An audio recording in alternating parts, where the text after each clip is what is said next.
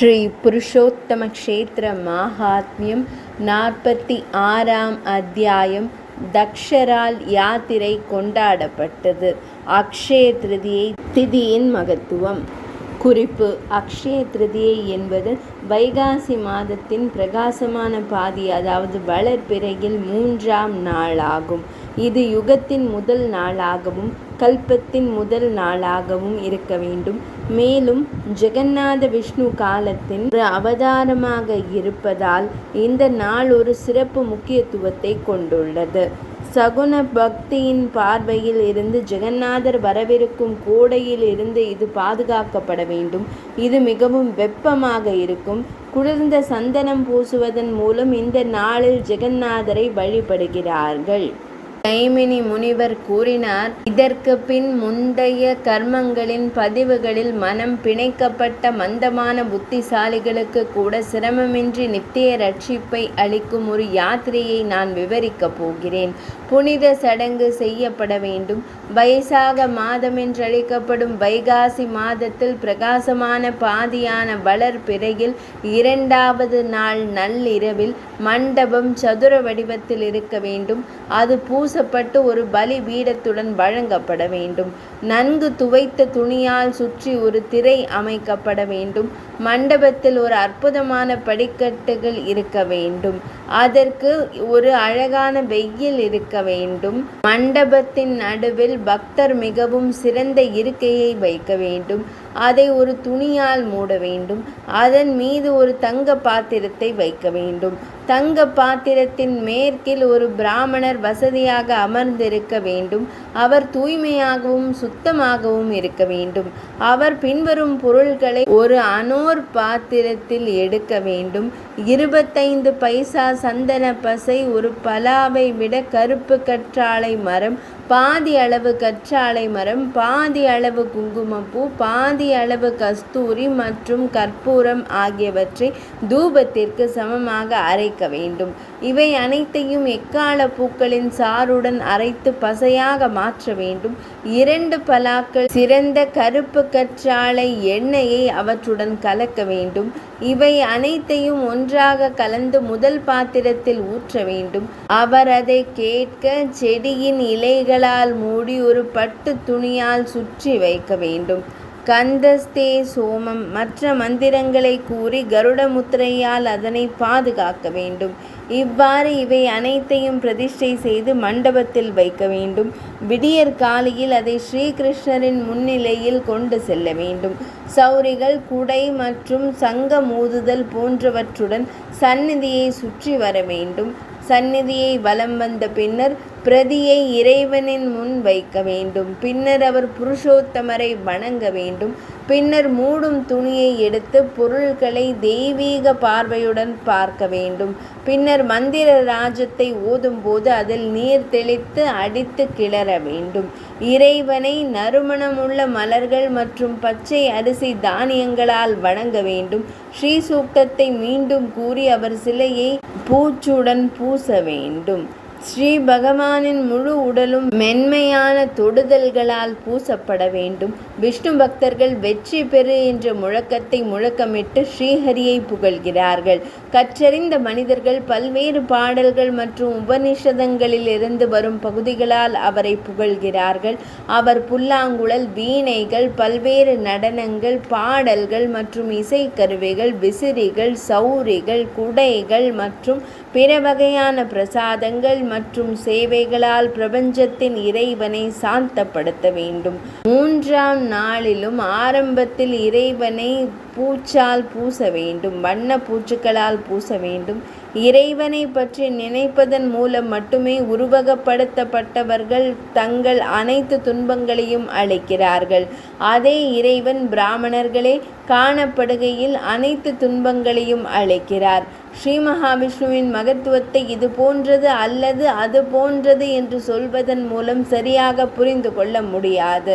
நேர்த்தியான அமைப்புள்ள ஆடைகள், மாலைகள், பல்வேறு வகையான உணவுப் பொருட்கள் மற்றும் பானங்கள், சுவையான பால் பொருட்கள் மற்றும் பிற பொருட்களை மீண்டும் மீண்டும் வழங்க வேண்டும். பின்னர் பக்தர் நன்கு தயாரிக்கப்பட்ட வெற்றிலை இலைகளால் இறைவனை வணங்க வேண்டும். அந்த நேரத்தில் பக்தியுடன் ஸ்ரீகிருஷ்ணரை காணும் மனிதர்கள் நூற்றுக்கணக்கான மற்றும் கோடி கல்பங்களுக்கு பிறகும் பூமிக்குரிய வாழ்க்கைக்கு திரும்ப மாட்டார்கள். அவர்கள் ஸ்ரீ மகாவிஷ்ணுவின் வடிவத்தை அடைந்து ஸ்ரீ மகாவிஷ்ணுவின் உலகில் வசிப்பார்கள். முந்தைய கலியுகத்தில் பிராமணர்களே தட்சன் என்ற பிரஜாபதி குலதெய்வம், உடல்கள் மற்றும் பிற மூலங்களிலிருந்து வரும் துன்பங்களால் அவதிப்படும் மனிதர்களை கண்டு பரிதாபப்பட்டார். அவர் அங்கு சென்று நான் விவரித்த விதத்தில் பெரிய விழாவை கொண்டாடினார். அவ்வாறு செய்த முதல் நபர் அவரே ஆவார். வைசாக மாதமான வைகாசி மாதத்தின் வளர்பிறை பாதியில் 3ஆம் நாளில் அவர் இறைவனின் உடலில் சந்தன குச்சியை பூசி மகிழ்ச்சியுடன் இந்த பிரார்த்தனையை மீண்டும் கூறினார். தக்ஷ பிரஜாபதி பிரார்த்தனை செய்தார். உன்னத பகவானே, இயற்கையான பேரின்பம் பெற்ற தேவர்களின் இறைவனே, மாசுபாடுகளிலிருந்து விடுபட்ட பிரபஞ்சத்தின் இறைவனே, எங்களை காப்பாற்றுங்கள். நாங்கள் உலக இருப்பு என்ற கடலில் மூழ்கிவிட்டோம். இந்த மனிதர்கள் பல்வேறு வகையான துன்பங்களால் அவதிப்படுகிறார்கள். பகவான் ஸ்ரீகிருஷ்ணரே, மேகத்தை போன்றவர்கள், அவர்கள் உலர்ந்த புல்லை போன்றவர்கள். அவர்களுக்கு அமிர்தத்தாலும் உங்கள் அற்புதமான பார்வையாலும் என் மீதும் கருணையுடன் ஊட்டுங்கள். உங்களுக்கு வணக்கம். உலகங்களின் இறைவனே, கலியின் பாவங்களால் குழப்பம் அடைந்தவர்களை மீட்பதற்காகவே இந்த நீலமலையின் குகைக்குள் இந்த அவதாரம் எடுத்திருக்கிறீர்கள். பகவானே, துரதிர்ஷ்டவசமானவர்கள் மற்றும் ஆதரவற்றவர்கள் மீது கருணை கொண்டவர். நீண்ட காலமாக வேரூன்றி இருக்கும் மற்றும் எளிதில் அகற்ற முடியாத பெரும் பாவங்களின் தொகுப்பை எரிக்க நீங்கள் மட்டுமே திறமையானவர். தங்களை பார்ப்பது ஒரு சிறந்த யோகம், ஆனால் அது யமம், தடை போன்ற வழக்கமான 8 அங்கங்கள் இல்லாதது. வாழ்க்கையின் 4 மடங்கு நோக்கத்தை அடைவதற்கான வழிமுறையாகும். அதை நோக்கி சாய்ந்தவர்கள் உலக இருப்பு என்ற காட்டில் துக்கப்பட மாட்டார்கள். அதை கடக்க மிகவும் கடினம். அது பெரும் பயத்தை ஏற்படுத்துகிறது. தேவர்களின் பகவானே, நல்ல கர்மங்களின் உதவி இல்லாமல் சுய அறிவு விடுதலை அளிப்பவர் அல்ல. ஆனால் இந்த உமது பார்வை கர்மங்களை செயல்படுத்துதல் இல்லாமல் பக்தர்களை விடுவிக்கும். பகவானே ஸ்ரீகிருஷ்ணரே, வெற்றி பெறுங்கள். பகவானே, வெற்றி பெறுங்கள். அழியாதவரே, வெற்றி பெறுங்கள். மாறாதவரே, வெற்றி பெறுங்கள். மகிழ்ச்சி அடையுங்கள். இந்த பரிதாபகரமான, குழப்பமான மற்றும் முட்டாள் மக்களை ஆசீர்வதியுங்கள். இவ்வாறு ஜெபித்து தொடர்ந்து கூறி, பகவானே மகிழ்ச்சி அடையுங்கள், மகிழ்ச்சி அடையுங்கள், பகவானே மகிழ்ச்சி அடையுங்கள், ஆண்டவரே என்று திரும்ப திரும்ப கூறிய பிறகு அவர் இறைவனின் தாமரை பாதங்களில் ஒரு கோலை போல விழுந்தார். அதன் பிறகு பகவான் தக்ஷ பிரஜாபதியிடம் தெளிவான, நன்கு மாற்றியமைக்கப்பட்ட தொனியில் பேசினார். அன்பே, எழுந்திருப்பாய். நீ விரும்பும் வரம் பெறுவது மிகவும் கடினம், ஆனாலும் அது உனக்கு வழங்கப்படுகிறது. அது சந்தேகத்திற்கு இடமின்றி என் தயவால் நடக்கும்.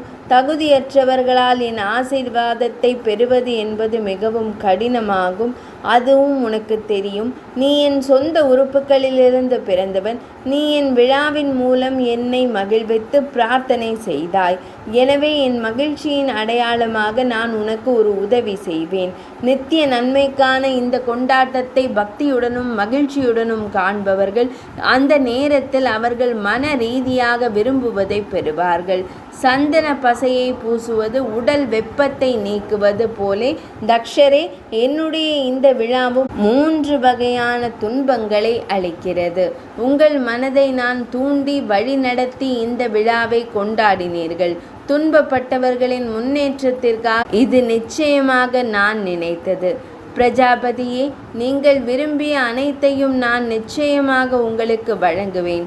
குண்டீச்சா பவனத்தில் தொடங்கும் இந்த 12 பெரிய ஊர்வலங்களும் விழாக்களும் மிகவும் புனிதமானவை. அவை ஒவ்வொன்றும் முக்தியை தருகின்றன.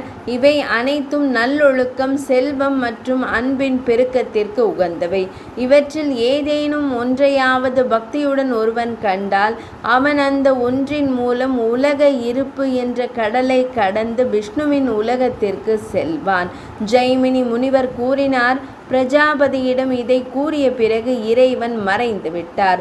எல்லாவற்றையும் உண்மையாக நம்பி பிரஜாபதியான தக்ஷன் 1 வருடம் அந்த மலையில் தங்கி அவரது கட்டளைப்படி அனைத்து பெரிய விழாக்களையும் கண்டான். அவர் கௌசிகரின் சிறந்த குடும்பத்தில் சர்வ வல்லமையுள்ள பிராமணராக பிறந்தார். அவர் மக்களை அனைத்து பெரிய பண்டிகைகளையும் கொண்டாடச் செய்தார். குறைபாடுள்ள அறிவை மக்களை நம்ப வைப்பதற்காகவே இந்த பண்டிகைகள் விவரிக்கப்பட்டுள்ளன. இந்த பிரபஞ்சத்தின் பகவான் அந்த உயர்ந்த பிரம்மமே. அனைத்து உலகங்களையும் ஆசீர்வதிப்பதற்காக சூரர்களின் இறைவனால் அவர் சாந்தப்படுத்தப்பட்டார். அவர் நம் பார்வைக்கு எந்த வடிவத்தில் வந்தாலும் அவர் நிச்சயமாக முக்தியை வழங்குவார். பெண்களுக்கும் அவர் விரும்பிய அனைத்து பொருள்களையும் வழங்குகிறார். அதில் எந்த ஐயமும் இல்லை. இறைவன் தனது வாக்குறுதியை நிறைவேற்றுவதில் உண்மை உள்ளவர். மதுவை கொன்றவர் அங்கு வசிக்கிறார். அவரை கண்டவுடன் உலக இருப்பு என்ற கடலிலிருந்து தோன்றும் அனைத்து சிரமங்களையும் துக்கங்களையும் ஒருவர் வெல்கிறார். புனித சடங்குகள், தவங்கள், கொடைகள், கிருஷ்ணர்கள், பலவிதமான பரிகார சடங்குகள் மற்றும் தியாகங்கள், இவற்றால் என்ன பயன்? 8 அங்கங்களை கொண்ட யோகம் என்ன பயன்? சாங்கியம் மற்றும் பிற தத்துவ அமைப்புகளால் என்ன பயன்? ஸ்ரீ புருஷோத்தமரின் புனித தலத்தில் உள்ள கடல் நீரில் நீராடி ஆலமரத்தின் வேரில் மர வடிவில் பிரம்மன் வசிப்பதை தனது விழிகளால் காண வேண்டும்.